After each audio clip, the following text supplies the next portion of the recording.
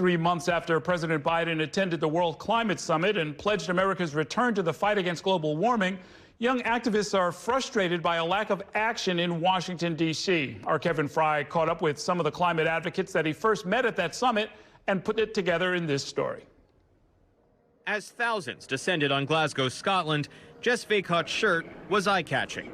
The Ohio native and Fulbright scholar with a not-so-subtle message for the White House, stressing the urgent need to fight global warming. Obviously, they're not doing their jobs. 3 months later, Vacot is frustrated by what has happened, or more precisely, not happened, in Washington since then.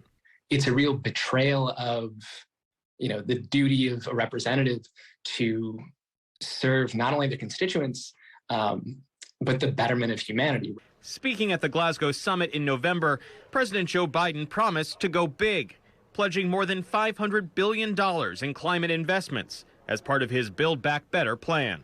Will we do what is necessary? Will we seize the enormous opportunity before us? So far, young activists say, America has not.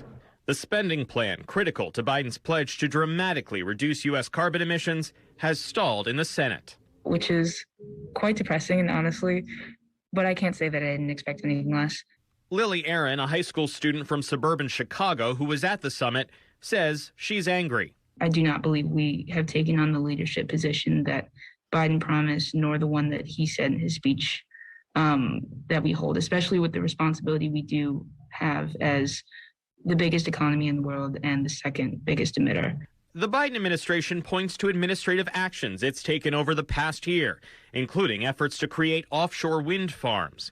But some White House actions have faced criticism, including a major auction of waters in the Gulf of Mexico for oil drilling.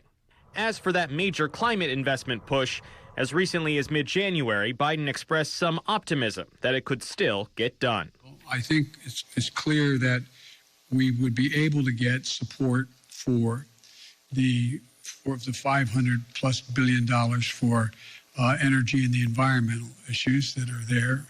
Whether the spending plan will have a second life in the evenly split Senate remains to be seen. It is one of just many items on Congress's to-do list, from funding the government to approving a new Supreme Court justice.